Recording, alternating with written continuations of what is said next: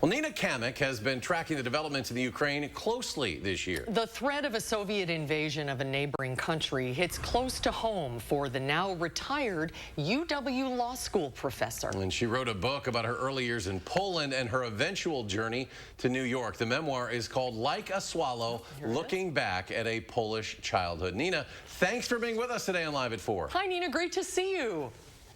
Oh, thank you for having me. Happy to be here. Well, let's talk about this book. This is a real labor of love for you. And tell us about when you came to the United States, a little bit about your background. It's complicated. I grew up in Poland. I was born in Poland, and I spent my childhood there. But out of the blue, my father was appointed to work for the United Nations, and so we spent a number of years, a handful of years, in New York as a Polish family living in New York in the 60s. After that, we moved back to Poland. I finished high school there. I went to the university there. So I've been back and forth between the two countries pretty much all my life. The book covers the first 18 years of my life, which of course include chapters about living in New York as a Pole from a communist country, and also includes chapters, many chapters, about what life was like in post-war Poland. I was born in 1953. We were freshly after World War II. And of course, we were under so-called communist rule, with the very watchful Soviet Union to the east of us.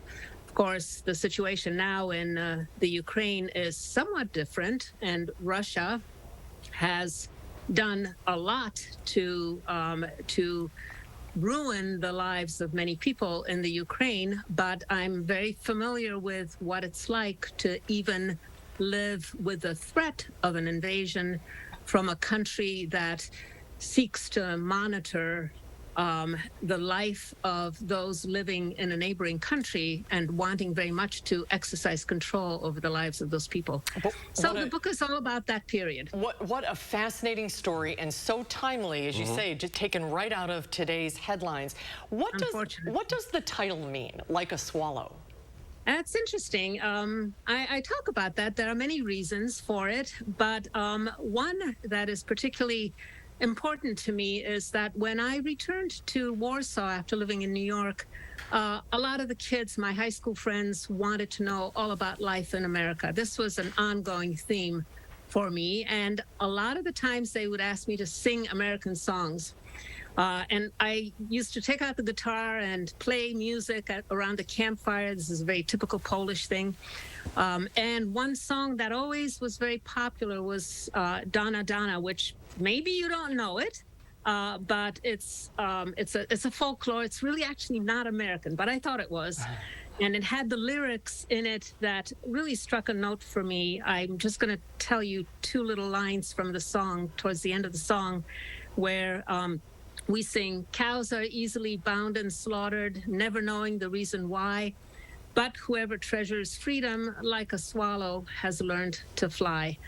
And Like a Swallow becomes a theme for me in the book that I hope the reader would recognize why I chose those particular words. It is also true that there are a lot of swallows in Poland. There are a lot of swallows outside here in Pittsburgh, where I live right now, too. Well, Nina, thank you so much. I wish we had more time to talk about it. There's so much, and there's so much ground to cover. I think I out-researched this a little bit too much. But Nina, best of luck with the book. She's Polish-born, grew up in New York, but she's Wisconsin's for the last since the 80s. You're 87 law school grad. Nina, is the book available wherever books are sold? Can people find it? Wherever books are sold, and also increasingly in our local public libraries too, but you can get it online, you can get it at our local bookstores. It's there. Well, congratulations. Congrats, Nina. Thank you so much for your time. We'll look forward to having you back when we have more time. Great to see you. Thanks.